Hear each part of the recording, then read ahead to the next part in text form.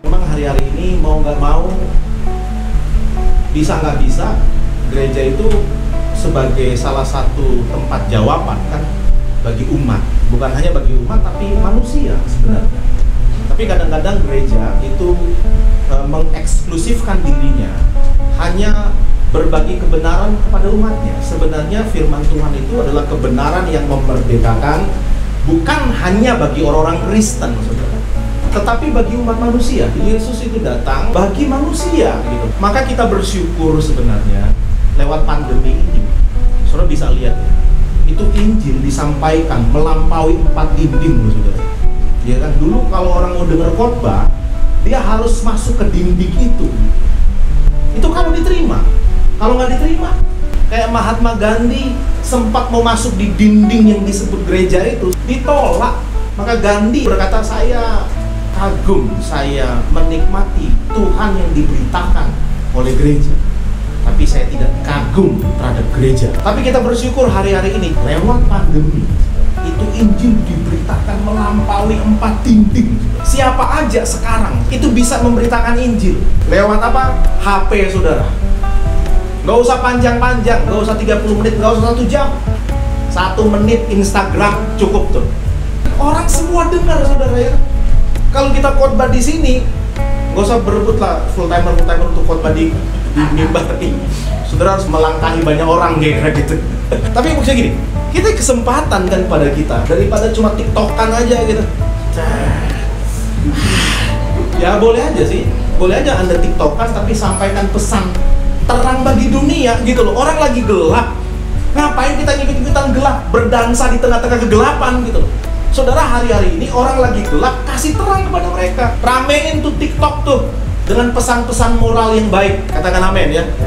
Ramaikan TikTok, ramaikan Instagram, ramaikan media sosial Anda dengan berita-berita, kabar sukacita, dengan kebenaran yang menuntun banyak orang yang hari-hari ini itu mereka itu bingung mau ngapain gitu kan. Maka saya bersyukurlah di tengah-tengah situasi yang gelap, saudara jangan ikutan redup, jangan ikut berduka cita dan baperan kayak orang dunia yang kayaknya udah nggak ada jalan keluar lagi deh gitu. Alkitab berkata pencobaan-pencobaan yang dialami oleh kita itu pencobaan biasa.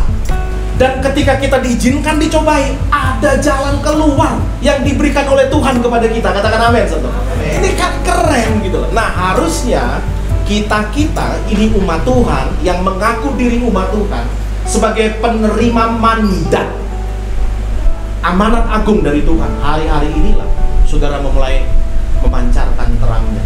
Matius 5 ayat yang ke-14. Matius 5 ayat 14, kamu adalah terang dunia. Kota yang terletak di atas gunung tidak mungkin tersembunyi. Yes.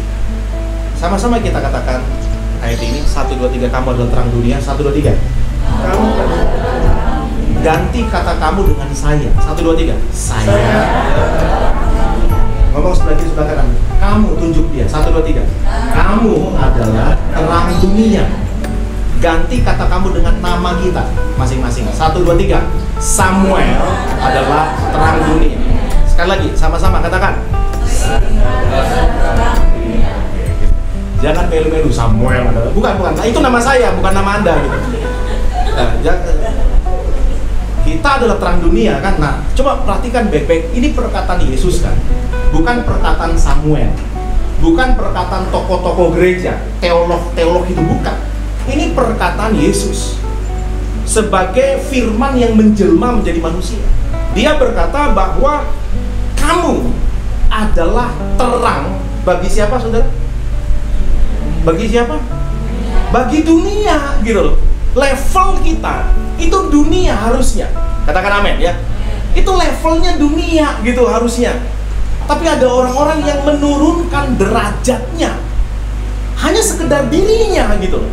Itu lebih parah bahkan untuk dia. Bahkan yang lebih parah untuk dia aja enggak gitu. Terang itu bagi dirinya aja nggak bercahaya, apalagi bagi temannya, apalagi bagi lingkungannya, apalagi bagi kotanya. Firman Allah berkata, kamu level terangmu itu levelnya dunia. Wih, ini keren banget loh saudara. Level terang umat Tuhan itu dunia lah. Kenapa kita membatasi di 4 dinding itu gitu. Maka hari-hari ini dibongkar nih. Saya percaya juga ada satu rencana ajaib Tuhan.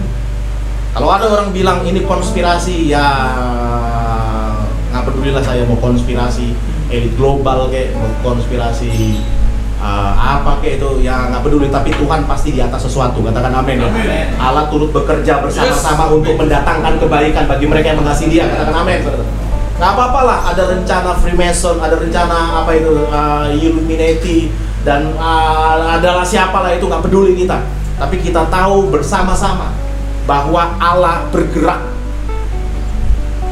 di sesuatu yang bahkan kita nggak bisa lihat. Nah justru kapan terang itu bercahaya, saudara? Maksudnya begini, ya terang itu bercahaya kalau dalam teologi kita, ketika Anda terima Yesus sebagai terang yang sesungguhnya itu Anda menerima terang kan? Yohanes pasal 1 berkata kita menerima Yesus, kita menerima terang dalam hidup kita. Kapan? Waktu Anda terima Yesus. Nah masalahnya begini, kapan terangmu itu berfungsi? Kapan bisa berfungsi terang itu? Ketika ada kegelapan. Jadi harus bersyukur, harusnya dengan pandangan yang lebih luas, umat-umat Tuhan baik yang ada di sini maupun yang ada di rumah harus bersyukur. Lagi gelap kayak begini berarti terangmu lagi mulai berfungsi nih. Katakan amin ya. Kan begitu tuh. Itu kalau terang nih, misal kata satu korek api atau satu lampu ini Anda taruh di bawah matahari, nggak ada fungsinya ini. Ini 400 watt ini lampu ini di depan saya 400 watt.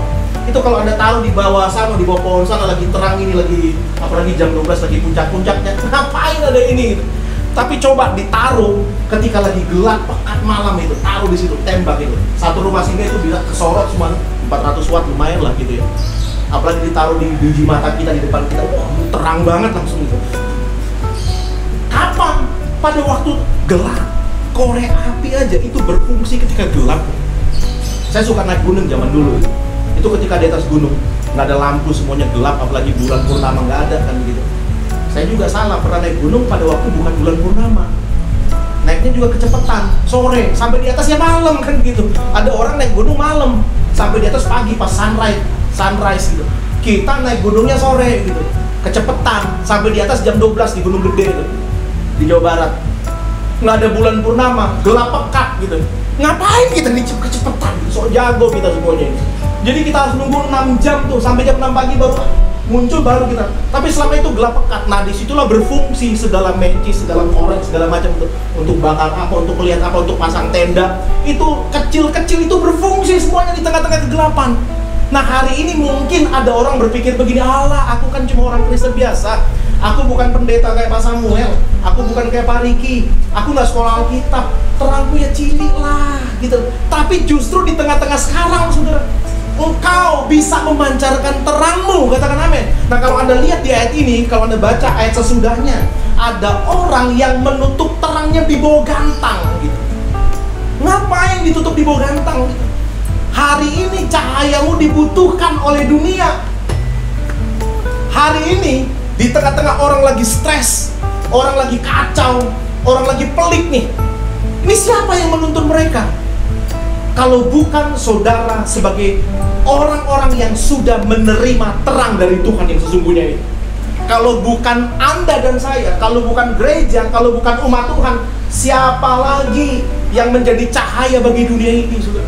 Maka saya bersyukur banget ya, di tengah-tengah situasi kayak gini, saudara tetap menyebarkan kebaikan. Sehingga kalau Anda baca ayat sesudahnya, itu ketika orang melihat terang kebaikan yang keluar dari hidup kita, maka mereka akan memuliakan Bapa kita yang ada di surga. Wih, keren. Jadi sekecil apapun terang Anda yang Anda miliki, itu berfungsilah di hari-hari. Syukur untuk setiap rencanamu dan rancanganmu yang mulia. Dalam satu tubuh kami bersatu, menjadi duta kerajaanmu. Ku ucapkan berkat atas Indonesia. Biar kemuliaan Tuhan akan nyata.